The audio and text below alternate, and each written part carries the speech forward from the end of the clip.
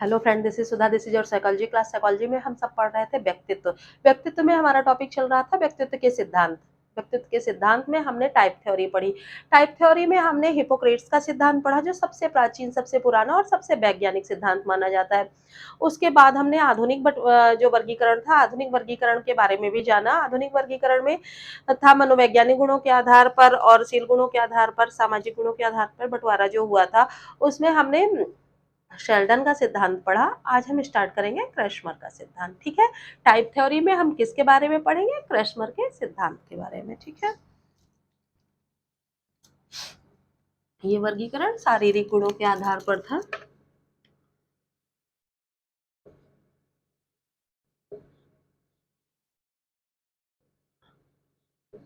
क्रैशमर का सिद्धांत। ठीक है। ये भी आता आपका है टाइप थ्योरी में ही। किसमें आता है? टाइप थ्योरी में ही आता है। ठीक है। टाइप थ्योरी में हमने शारीरिक गुणों और मनोवैज्ञानिक गुणों के आधार पर जो आधुनिक वर्गीकरण है वो पढ़ रहे हैं। शेल्डन का हमारा सिद्धांत कंप्लीट हो चुका है। क्रैशमर का स्टार्ट कर रहे हैं। ठीक है। क्रैशमर महोदय ने जो व्यक्तित्व का वर्गीकरण था, अपने सिद्धांत में इन्होंने व्यक्तित्व का वर्गीकरण 4 प्रकार से किया था। ठीक है। ये जर्मन मनोचिकित्सक थे। अपनी मनोचिकित्सा के दौरान ही इन्होंने ये पाया कि व्यक्तित्व किस किस प्रकार का होता है, तो उसी के आधार पर इन्होंने 4 प्रकार से व्यक्तित्व का वर्गीकरण किया था। Pyknic type, asthenic type, athletic type, dysplastic type, इस तरह से 4 वर्गीकरण किए थे। तो उनके बारे में हम थोड़ा सा जान लेते हैं। ठीक है। प्रतिपादक की बात करें तो नाम से ही स्पष्ट है,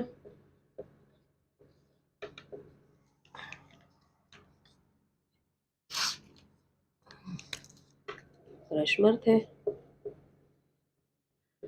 ठीक है। इन्होंने 1925 में इस सिद्धांत का प्रतिपादन किया। ठीक है। इसके अलावा एक बात और जान लेते हैं, क्या थे ये? जर्मन मनोचिकित्सक थे।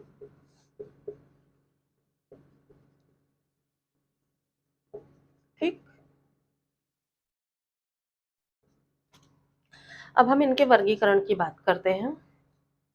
पहला वर्गीकरण इन्होंने किया था पिकनिक टाइप।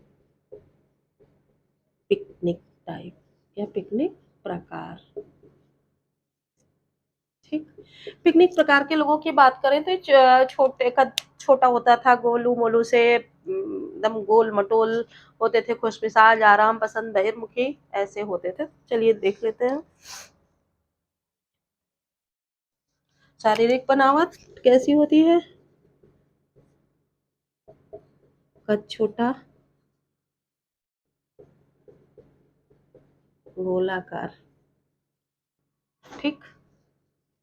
थोड़े मोटे से होते थे। ठीक। गोलू मोलू से जैसी बात करें वैसे होते थे। इसके अलावा इनके सामाजिकता की बात करें तो सामाजिक होते थे, सामाजिक होते हैं, सामाजिक, खुशमिजाज,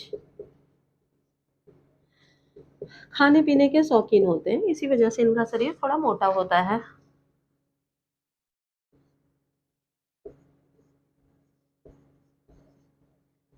के शौकीन होते थे, शौकीन होते हैं ऐसे लोग।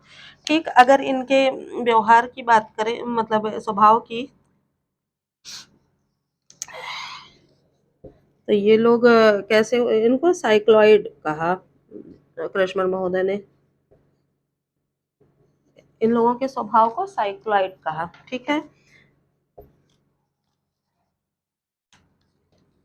ये कैसे होते थे? ये कैसे होते हैं? बहिर्मुखी होते हैं, लोकप्रिय होते हैं, वह आराम पसंद होते हैं। इनको बहुत ज़्यादा काम करना पसंद नहीं होता है। आराम पसंद। ठीक है। तो ये पहला प्रकार हमारा पिकनिक प्रकार है। ऐसे लोगों का कद छोटा, गोलाकार और मोटे से होते हैं, गोलू मोलू से, जिनको कई बार समाज में हमको वो अक्सर ऐसे लोग मिल जाते हैं, गोले गोल से, छोटे से।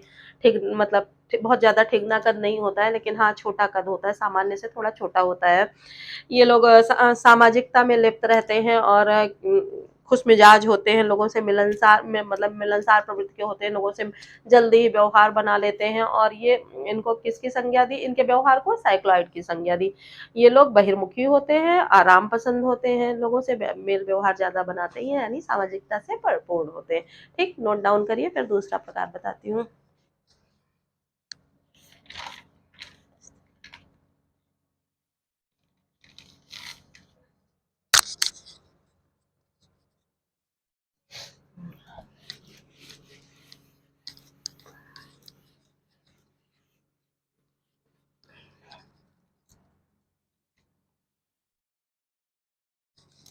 दूसरा प्रकार है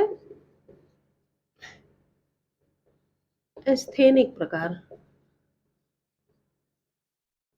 स्थैनिक प्रकार पिकनिक प्रकार का बिल्कुल विपरीत होता है। ठीक है, ये लोग दुबले पतले लंबे से, वजन हल्का, कैसे होते हैं, दुबले पतले लंबे, कुछ यूं टाइप के लोग होते नहीं हैं, एकदम छरहरी सी लंबी सी शरीर होती है, उस टाइप के होते हैं।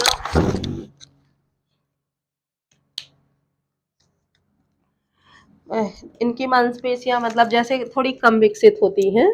कैसी होती हैं, मांसपेशियां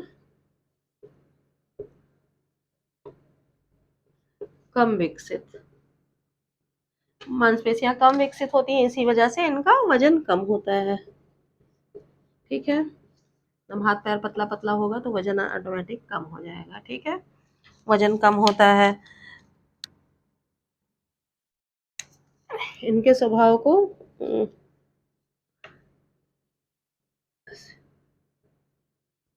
सिजोइड की संज्ञा दी। कैसा होता था स्वभाव,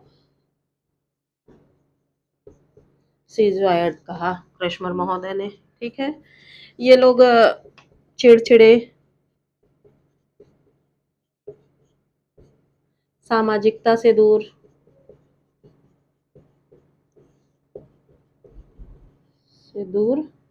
दिवा स्वप्न देखने वाले होते हैं। सॉरी,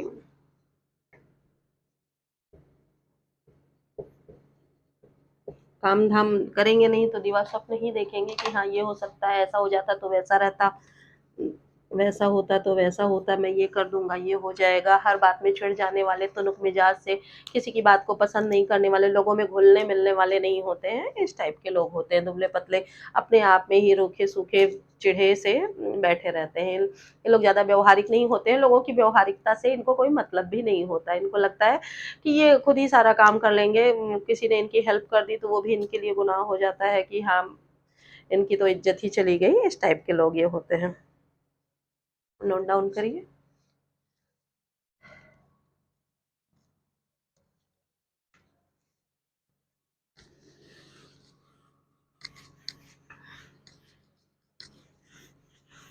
तीसरा प्रकार होता है एथलेटिक टाइप। तीसरा क्या है, एथलेटिक। जैसा नाम से ही स्पष्ट है कि हाँ बिल्कुल खिलाड़ी टाइप के लोग होते हैं, चुस्त दुरुस्त फुर्तीले, वैसे ही ऐसे लोग होते हैं।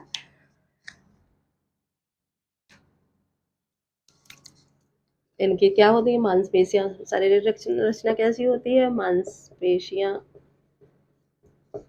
विकसित, सामान्य शरीर, संतुलित वजन, वजन। ठीक है, इनकी मांसपेशियां पूरी तरह से विकसित होती हैं, शरीर भी बहुत सामान्य होता है, ना बहुत ज्यादा दुबला होता है, ना बहुत ज्यादा मोटे होते हैं, ना बहुत ज्यादा लंबे होते हैं, ना बहुत ज्यादा छोटे होते हैं। मांसपेशियां विकसित होती है तो उनका सारा मतलब ढंग से शरीर भी सामान्य होता है। ऐसे लोग स्वभाव से भी, जब शरीर शरीर स्वस्थ रहेगा तो दृढ़ निश्चयी हो जाएंगे, उनका आत्मविश्वास में वृद्धि होगी। देख लेते हैं, ऐसे लोग क्या होते हैं, दृढ़ निश्चयी, आशावादी, सामाजिक, ठीक है, ऐसे लोग ऐसे होते हैं, पूरी तरह से स्वस्थ चुस्त दुरुस्त होते हैं। ठीक है, नेक्स्ट हम चौथे प्रकार की बात करें तो चौथा प्रकार उनका है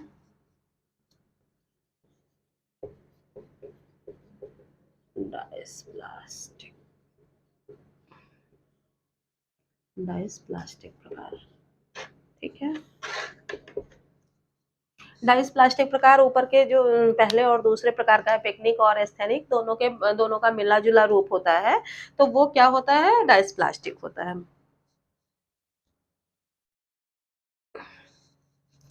दोनों क्या कह लीजिए, उपरोक्त तीनों का,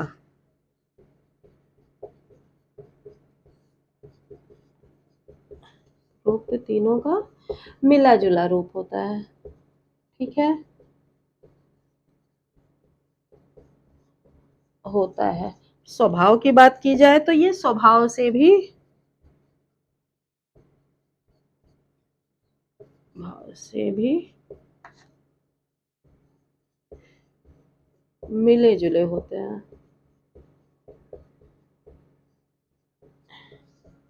यानी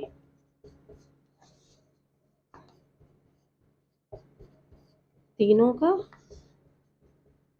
सम्मिश्रण होते हैं।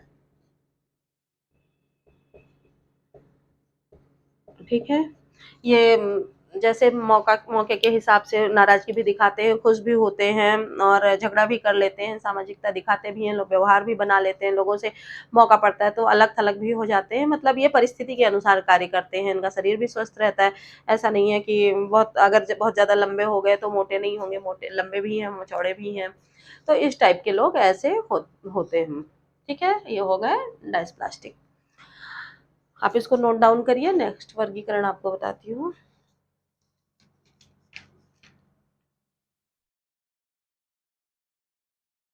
ये हमारा हो गया था टाइप थ्योरी में शारीरिक गुणों के आधार पर। अब हम मानसिक गुणों के आधार पर बात करेंगे, मनोवैज्ञानिक गुणों के आधार पर।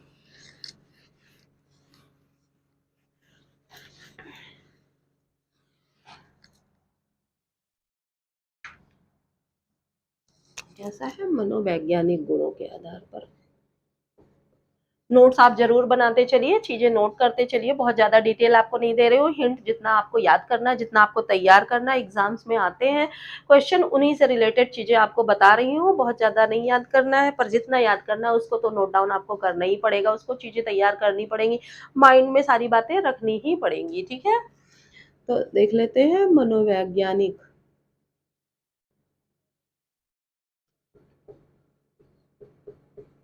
गुणों के आधार पर। ठीक है, मनोवैज्ञानिक गुणों के आधार पर बात करें तो जुंग, आइजेंग और हमारे गिलफर्ड, इनके सिद्धांत मेन आते हैं, कल भी आपको बताया था। तो उसमें सबसे पहले हम स्टार्ट करेंगे जुंग या युंग कह लीजिए, युंग का सिद्धांत आता, ये भी टाइप थ्योरी में है। ठीक है, प्रतिपादक की भी बात करें तो युंग ही है।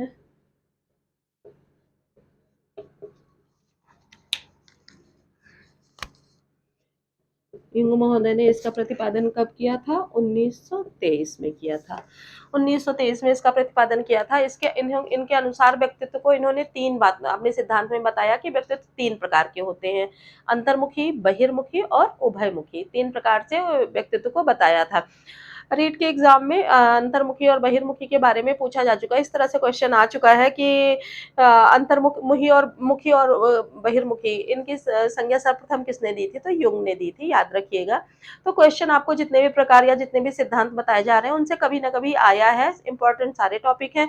और सबसे अच्छी चीज तो ये व्यक्तित्व हमारा टॉपिक है, ये सभी प्रकार के एग्जाम्स में आते हैं, आजकल पर्सनालिटी टेस्ट हर जगह होता है, तो हर जगह के एग्जाम्स में इससे रिलेटेड क्वेश्चन आते ही आते हैं, तो इसको आप बिल्कुल मिस नहीं करिएगा, नोट्स आप बनाते ही रहिएगा।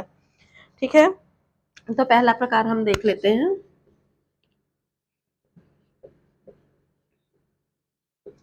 अंतर्मुखी, यानी कि इंट्रोवर्ट।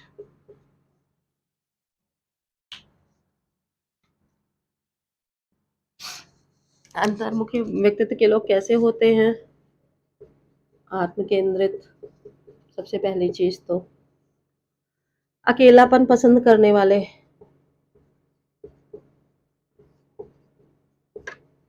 और नेक्स्ट बात करें तो ये लोग कैसे होते हैं कि रूढ़िवादी होते हैं। कैसे होते हैं? रूढ़िवादी, यानी कि पुराने रीति रिवाजों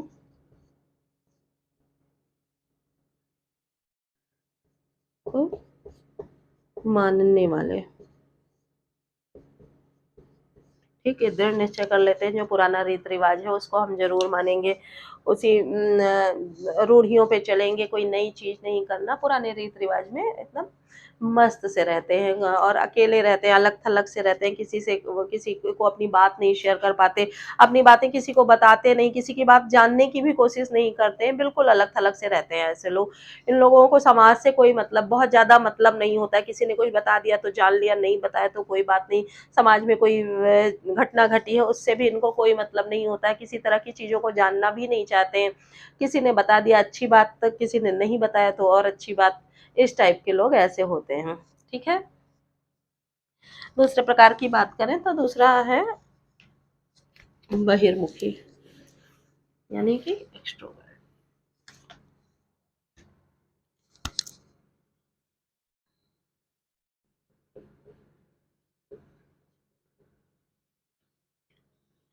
बहिर्मुखी,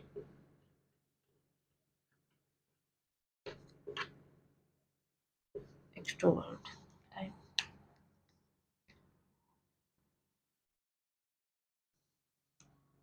हाँ, ये लोग उनके बिल्कुल विपरीत होते हैं। ठीक है। कैसे होते हैं ये लोग? आशावादी होते हैं, खुश मिजाज,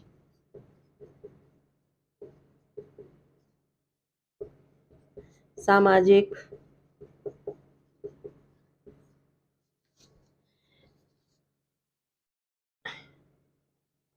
ये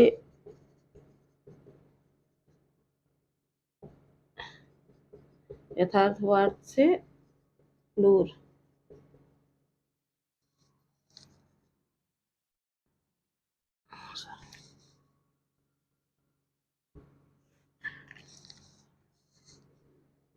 में अधिक विश्वास करते हैं। ठीक है। एक सच्चाई क्या है? मिलनसार होते हैं ऐसे लोग। ये लोग रूढ़ियों को ना मानने वाले,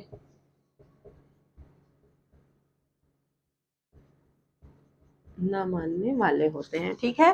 बहिर्मुखी, बहिर्मुखी लोग मतलब बाहरी चीज़ों में अपने स्वभाव मतलब बिल्कुल खुली किताब इनको माना जाता है, और जैसे खुली किताब होती है आप कुछ भी कभी इसे पढ़ सकते हो, ऐसे ही अपनी बातें सबसे शेयर करते हैं, कुछ भी छुपा के नहीं रखते हैं, आशावादी होते हैं, हर बात में खुश हो लेते हैं, लोगों की बातों से इनको मतलब होता है, ना नहीं ज़रूरत है वहाँ भी ये मतलब निकाल लेते हैं, हमेशा हँसते मुस्कुराते खुश रहते हैं, तो कम पाया उसमें भी खुश हैं, ज़्यादा मिला तो खुशी हैं। ऐसे लोग होते हैं, सामाजिकता से भरपूर होते हैं, समाज की हर घटनाओं से इनको मतलब होता है, ये यथार्थवाद में ज़्यादा यकीन रखते हैं। ऐसा नहीं है कि कुछ दिवा स्वप्न देख लिया उसी में, नहीं, जो सच्चाई चल रही है उसी में ज़्यादा यकीन करने वाले लोग होते हैं ऐसे। ठीक है, नोट डाउन करिए। तीसरा प्रकार इनका है उभयमुखी।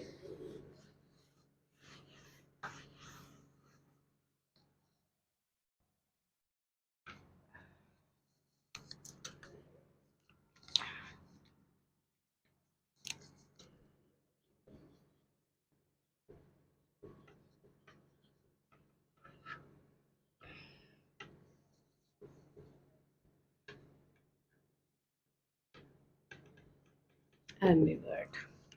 ठीक है, एम्बिवर्ट जो होते हैं यानी उभयमुखी लोग जो होते हैं वो अंतर्मुखी और बहिर्मुखी दोनों का सम्मिश्रण होते हैं। ठीक है। कैसे होते हैं?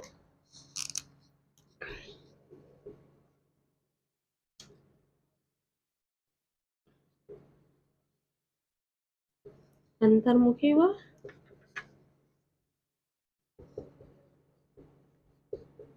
बहिर्मुखी का मिश्रण होते हैं। ठीक, ये परिस्थिति अनुसार अपना व्यवहार बदल लेते हैं। ठीक है, ऐसा नहीं है कि अकड़ू है तो अकड़ू ही बने रह गए, चुपचाप बैठे हैं, कहीं गुमसुम तो गुमसुम ही बैठे रह गए। नहीं, जैसी परिस्थिति है परिस्थिति के अनुसार व्यवहार करते हैं, उसके हिसाब से ही अपने आप को बदल भी लेते हैं। घुल मिलने की जरूरत है तो वहाँ एंजॉय भी करते हैं, घुल मिल जाते हैं। कहीं नहीं कोई जरूरत है, कुछ सोच रहे हैं, कहीं ध्यान में है, तो अकेले भी एक चित्त होके भी बैठे रहते हैं। तो दोनों का मिला जुला रूप होता है। समय के हिसाब से ये अपने व्यवहार को में परिवर्तन ले आते हैं। ठीक है, तो इस तरह से हमने दो सिद्धांत के बारे में पढ़ा। क्रैशमर का सिद्धांत जो कि उनके शारीरिक गुणों के आधार पर था, मनोवैज्ञानिक गुणों के आधार पर हमने जुंग का सिद्धांत पढ़ा, जो कि काफी इंपॉर्टेंट है। अंतर्मुखी, बहिर्मुखी और उभयमुखी व्यक्तित्व काफी बार एग्जाम में पूछे गए हैं, कई तरह के एग्जाम, वैसे भी इंटरव्यू वगैरह के एग्जाम में मतलब इंटरव्यू में भी ऐसे क्वेश्चन इससे रिलेटेड पूछ लिए जाते हैं। और अदर कोर्स की बात करें, जो रेगुलर कोर्स भी होते हैं 11th 12th ग्रेजुएशन, उसमें भी इससे रिलेटेड क्वेश्चन बहुत आते हैं। तो आप इसको नोट्स जरूर बनाते रहिए, तैयार करते रहिए। किसी तरह का कोई डाउट्स आता है तो कमेंट सेक्शन में जरूर डालिए, आपके सारे डाउट्स क्लियर किए जाएंगे। वीडियो पसंद आया तो लाइक सब्सक्राइब शेयर जरूर करें। मिलते हैं नेक्स्ट वीडियो में और सिद्धांतों के साथ, तब तक के लिए।